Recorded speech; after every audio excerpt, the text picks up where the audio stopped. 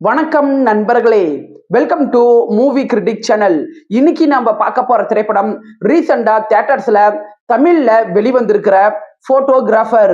ஒரு மித்தலாஜிக்கல் ட்ரீயை தேடி மர்மமான காட்டுக்கு போற ஹீரோவுக்கு என்ன ஆணிச்சு அப்படிங்கிறது தான் படத்தோட ஒன்லைன் ஸ்டோரியே. அறிமுக இயக்குனர் அஸ்ரப் இயக்கி அவரு லீடா நடிச்சிருக்கிற இந்த படம் எப்படி இருக்கு, நமக்கு நல்ல த்ரில்லிங் உணர்வை கொடுத்துச்சா, ரிவ்யூல தெரிஞ்சுக்கலாம். ஸ்கிப் பண்ணாம பாருங்க. கதை அப்படின்னு பார்த்தா, படத்தோட ஹீரோ வீராவுக்கு தீவிரமான ஓசிடி பிரச்சனை இருக்கு. யாரு கைய கொடுத்தாலும் சானிடைசர் தேடுற பழக்கம் அவர்கிட்ட இருக்கு. ஒரு நாள் கோல்டன் ட்ரீ அப்படிங்கிற ஒரு மித்தலாஜிக்கல் ட்ரீய போட்டோ எடுக்கணும் அப்படிங்கிற ஆர்வம் அவரை ஆபத்தான மதிக்கட்டான் சோலை காட்டுக்கு கூட்டிக்கிட்டு போகுது. அங்க போனதுக்கு அப்புறம் தான் ஹீரோவுக்கு தெரிய வருது, இது சாதாரண போட்டோகிராஃபி அட்வென்ச்சர் கிடையாது அப்படிங்கிறது. ஹாலுசினேஷன், மன அழுத்தம், கடந்த கால டிராமா, இது எல்லாமே சேர்ந்து ஹீரோவுக்கு ஒரு பெரிய பிரச்சனையா மாறுது.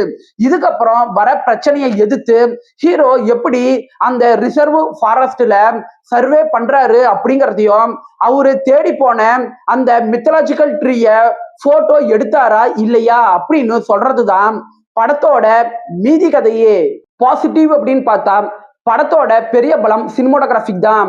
மதிக்கட்டான் சோலை காட்டோட அழகையும் அந்த காட்டோட ஈரி அட்மாஸ்பியரையும் நல்லாவே மேக் பண்ணி கொண்டுகிட்டு வந்திருக்கிறாங்க.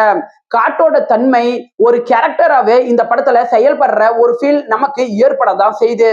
இன்னொன்னு படத்தோட சவுண்ட் டிசைன் மற்றும் பேக்ரவுண்ட் ஸ்கோர் தான்.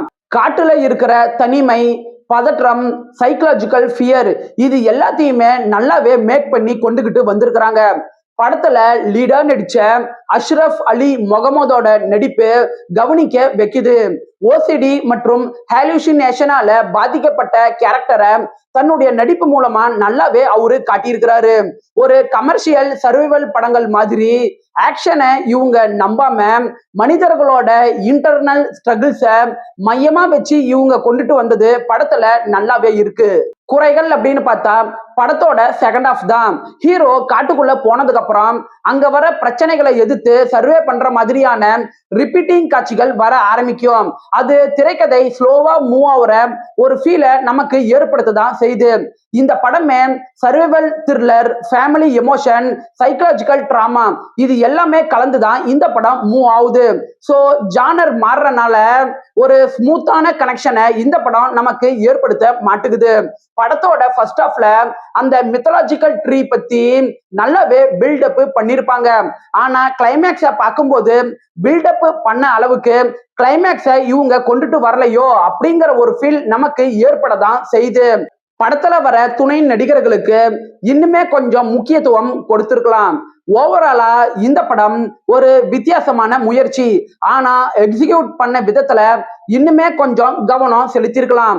ஆவரேஜ் மூவி அப்படின்னு சொல்லலாம். விருப்பப்படுறவங்க பாருங்க. 10க்கு 6.5 ரேட்டிங் கொடுக்கலாம். படம் ஃபேமிலி வாட்சபுள். என்னோட ரிவ்யூ உங்களுக்கு பிடிச்சதுன்னா மறக்காம லைக் பண்ணி சப்ஸ்கிரைப் பண்ணுங்க. அது எனக்கு நல்ல ஒரு மோட்டிவேஷனா இருக்கும். இந்த படம் பத்திய உங்களோட கருத்தை கமெண்ட்ல பதிவிடுங்க. நாம வேற ஒரு வீடியோல சந்திக்கலாம். அது வரைக்கும் நன்றி, வணக்கம்.